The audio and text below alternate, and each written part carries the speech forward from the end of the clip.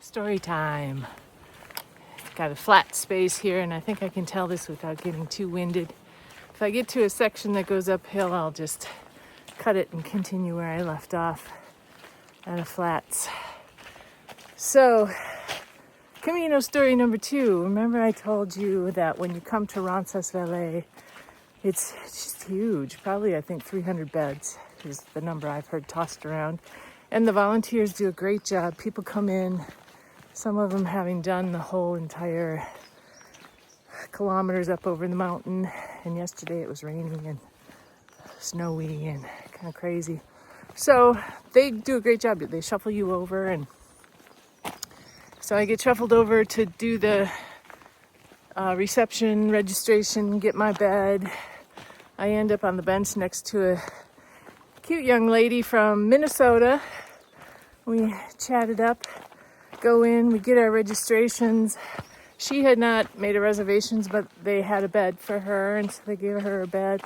And then I had reserved months in advance, and so they give me my bed as 268. And they said that bed number is the most important as long as you know your bed number.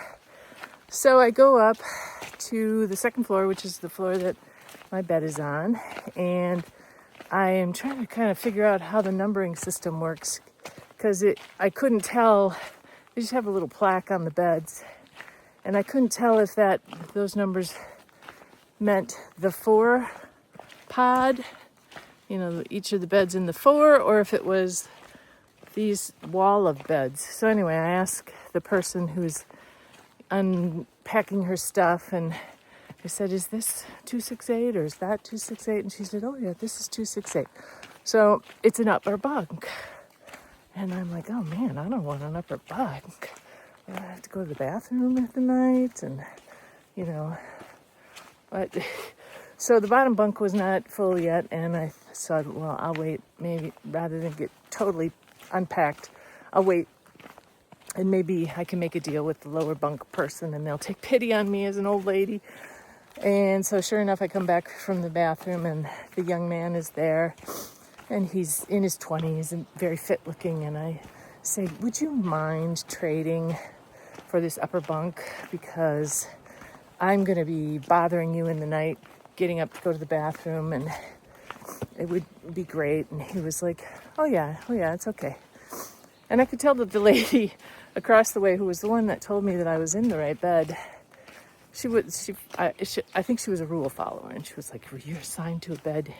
She was Asian and spoke very little English, so I can't say that that's what but she did some pointing and communicating with the young man, who was also Asian, and he was like, no, it's all right, it's okay. So anyway, we make the trade, get my stuff in there.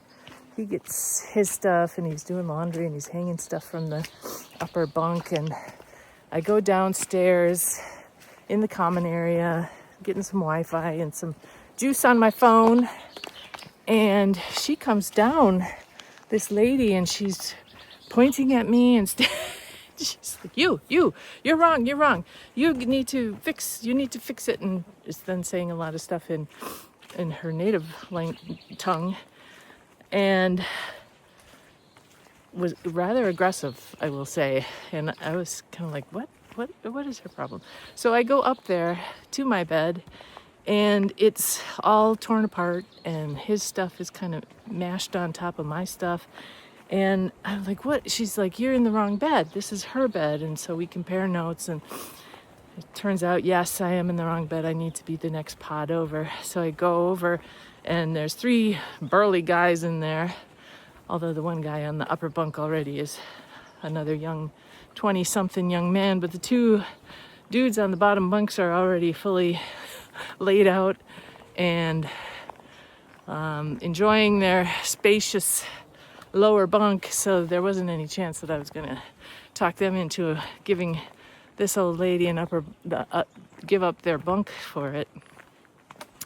So, long story short, I had to get all my stuff over and make sure I hadn't gotten anything intermingled with the young man's, and get my bed remade, and ended up with an upper bunk.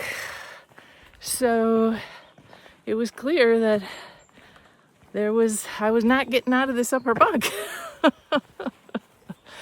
So it was fine. It worked out. It was warmer up there. I was kind of concerned that I was going to be in a pod with a bunch of snorers. Not that it really matters because this is one big, huge common room. And so it's all cool. But then at dinner, I happened to be at the same table as Annie Grace. And I was telling my little story of the bunk bed confusion and the scrambling of my items. And Annie Grace, I'm like to Annie, well, what kind of a bunk did you get? And she was, well, it's not an upper bunk. And I'm like, well, what kind of a bunk is it? And she's like, well, there are no bunks on the floor I'm on. It's all single, individual. It's like basically business class of the Ransa LA. And I'm like, what? You came in after me? They give you this young... Oh, it's so funny. So then I went up and looked at her bunk area. Super quiet, peaceful. Everybody up there. It was like a library. All laid out in their individual single layer beds. And my floor was just this noisy, kind of close to the women's bathroom, so the door was opening and closing all. And anyway, it's what I got. And somebody said, well, that's the Camino. So I noticed up in her floor that there were a couple of bunks that were empty.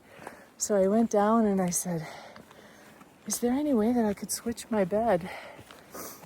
And the guy was like, no, everything, it's all good. It's all set. And I was like, oh, this is going to be difficult. And he said, well, you climbed a mountain.